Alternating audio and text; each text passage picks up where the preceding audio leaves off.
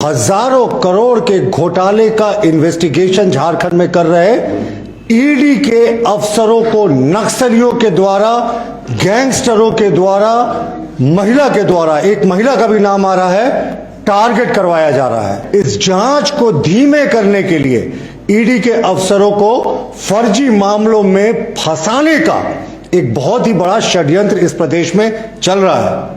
कितना गिर गया ये सिस्टम कि अफसर ही नहीं, उनके परिवार के सदस्यों को भी टारगेट करने के लिए कहा जा रहा है। जो जेल है वो इन सत्ता के दलालों के लिए ऐशो आराम का जगह मिल गया।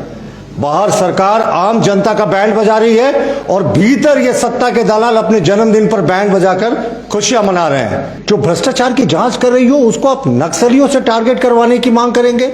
जब ऐसा प्रतीत होता है कि सरकार जेल के बाहर से नहीं, जेल के भीतर से चल रही है, तो ऐसी घटनाएं होती हैं कि पूरा का पूरा राज्य का सिस्टम इन सत्ता के दलालों को जो जेल में बंद है उनको बचाने में लगा हुआ है। नमस्कार, सोशल संवाद में स्वागत है। ईडी का नाम लेते ही खासकर विपक्ष के जो नेता हैं और कई अधिकारी सख्ती में आ जाते हैं, डर जाते हैं, उनके हाथ पांव फूलने लगते हैं कि ईडी का नजर उन पर तीखा ना पड़ जाए। लेकिन झारखंड में उल्टा ही चल रहा है। अब ईडी जो है, एक तरीके से ईडी के अधिकारी डरे हुए हैं। डरे भी क्यों नहीं, क्योंकि बीजेपी ने एक प्रेस कॉन्फ्रेंस करके बड़ा दावा किया है कि ईडी के जो अधिकारी झारखंड में हैं उनके परिवारों के ऊपर उन्हें लोकल गुंडे नक्सल से एक तरीके से हमले करवाए जा रहे हैं, उनको फंसाया जा रहा है महिलाओं के द्वारा और तरह तरीके से जो है उन्हें प्रताड़ित करने की कोशिश की जा रही है झारखंड के अंदर।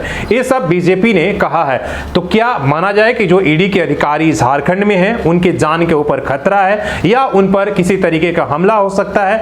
अब ईडी एक जगह से दूसरे जगह जाने में भी एक तरीके से वो डरी हुई है, कहीं बीच रास्ते में कहीं उसके ऊपर कोई हमला ना हो जाए। हालांकि ये सारी चीजें संविधान और कानून के तरीके से चलता है, लेकिन जब कोई गैर कानूनी तरीके पर उतर जाए और जब ईडी को ही अगर घेरे में ले ले, उसका ही सुपारी दे दे, तो फिर ईडी या कोई अधिकारी क्या कर सकता है? और यही हाल ईडी के साथ हो रहा है और इसको लेकर जो है वो डरी हुई है।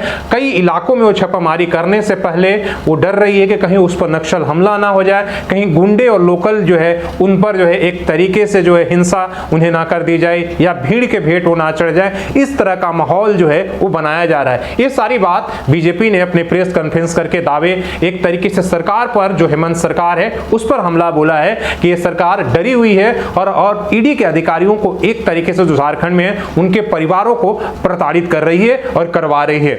आप पहले इस बयान को देखिए और इसके बाद जो है आगे की बात करेंगे। देश के इतिहास में कभी ऐसा नहीं हुआ होगा।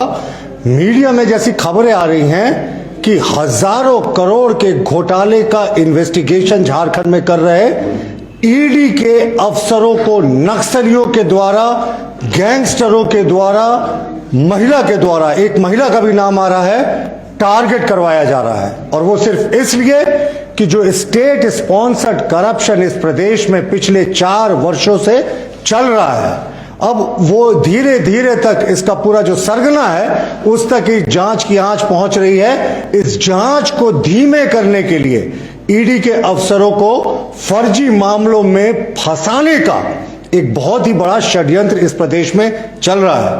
आप देखिए, हाल में तमाम मीडिया में ये खबरें आई कि एक बड़े दुर्दांत नक्सली, जो एक बड़े दुर्दांत नक्सली संगठन का प्रमुख है, उससे मदद मांगी गई। उससे बात की गई कि आप अपने सहयोगियों को ईडी के अफसरों के घर के बगल में रखवाने का कृपा करें, उससे फिर उसके बाद ईडी के अफसरों को हम टारगेट करेंगे। इस राज्य का एक बहुत ही बड़ा जो दुर्दांत गैंगस्टर है, उससे मदद लेने की खबरें आ रही हैं। उससे कहा जा रहा है कि तुम ईडी के अफसरों को, और अफसरों ही नहीं साहब, कितना गिर गया ये सिस्टम कि अफसर ही नहीं, उनके परिवार के सदस्यों को भी टारगेट करने के लिए कहा जा रहा है। और बताया जा रहा है ये सारा कुछ जो षड्यंत्र हो रहा है वो जेल में बैठे जो कभी सत्ता के शीर्ष पर दलाल हुआ करते थे, आज उन्हीं के शय पर ये पूरा षड्यंत्र हो रहा है। ये बेहद ही चिंतनीय है। इससे पहले भी जिस समय लालू प्रसाद यहाँ पे जेल में बंद थे तो डायरेक्टर के बंगले को, केली बंगले को जेल नोटिफाई कर दिया गया था और वो तो खुला दरबार था, वो तो रिजॉर्ट की वहां सीन्स खबरें आती थी। उसी तरीके से वर्तमान में भी राज्य सरकार के संरक्षण में जो जेल है वो इन सत्ता के दलालों के लिए ऐशो आराम का जगह मिल गया।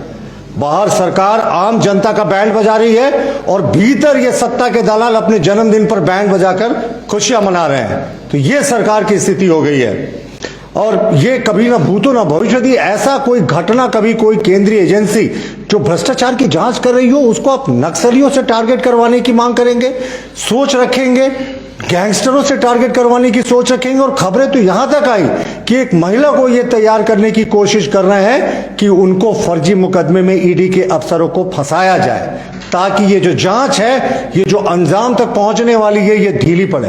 लेकिन ये भूल जाते हैं ये मोदी जी का न्यू इंडिया है, यहां करप्शन से कोई कॉम्प्रोमाइज नहीं है। इस तरह की फर्जी मुकदमों से कोई कभी नहीं डरने वाला मोदी जी के न्यू इंडिया में। लेकिन ये कभी आज तक देश के इतिहास में नहीं हुआ कि जब करप्शन की जांच कर रहे एजेंसी के अफसरों को आप टारगेट बनवाएंगे, उनके ऊपर बड़ा हमला की साजिश रचेंगे, उनको एक महिला के द्वारा गलत आरोप लगवाने की आप सोच रखते होंगे। तो ये बहुत ही गंभीर और चिंतनीय मामला है। और हम मानते हैं कि जब ये पूरी संवैधानिक मशीनरी कोलैप्स कर जाती है, पूरा संवैधानिक ढांचा कोलैप्स कर जाता है, जब ऐसा प्रतीत होता है कि सरकार जेल के बाहर से नहीं जेल के भीतर से चल रही है, तो ऐसी घटनाएं होती हैं। हम मानते हैं कि राज्य में पूरे तरीके से संवैधानिक मशीनरी कोलैप्स कर गई है। कई सीनियर अफसरों की चर्चाएं हो रही हैं कि वो जेल में बंद इन सत्ता के दलालों से रेगुलरली मिलते हैं और जब उनका सीसीटीवी फुटेज जब्त किया जाता है तो उस समय जिस दौरान वो मिलते हैं वो सीसीटीवी फुटेज को नष्ट कर दिया जाता है। देखिए ये बहुत ही गंभीर मामला है। भारतीय जनता पार्टी झारखंड प्रदेश इसको बहुत गंभीरता से लेती है।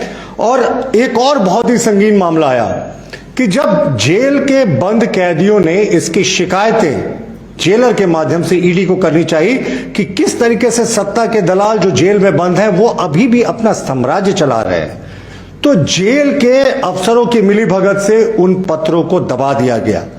ऐसी सूचनाएं हैं कि उन पत्रों को डिस्पैच दिखा दिया गया, लेकिन वो पत्र कभी ईडी तक नहीं पहुंचा। ऐसी खबरें बिल्कुल आम है, अखबारों में छप रही हैं, टीवी चैनल्स में चल रही हैं। तो जेल में किस तरीके से इसमें जेल के अफसरों की मिलीभगत है, इसके लिए अब रॉकेट साइंस के ज्ञान की आवश्यकता नहीं है। ये स्पष्ट हो गया है कि पूरा का पूरा राज्य का सिस्टम इन सत्ता के दलालों को जो जेल में बंद है उनको बचाने में लगा हुआ है। और वो सत्ता के दलालों का दुस्साहस देखिए, वो भीतर तो पूरा ऐशो आराम की जीवन बिता ही रहे हैं, वो जो जांच कर रहे हजारों हजार करोड़ के घोटाले की, उन अफसरों को, ईडी के अफसरों को टारगेट करवाने की योजना बना रहे हैं। और हमारा मानना है कि इस हजारों हजार करोड़ के घोटाले में अगर आप क्रोनोलॉजी देखें, लेटर्स देखें, तो 18/11/2022 से 26/9/2023 के बीच में लगभग 1 दर्जन से ज्यादा पत्र ईडी ने राज्य सरकार को लिखा है। ये भी जो सूचना है सार्वजनिक, आपको कहीं भी मिल जाएगा।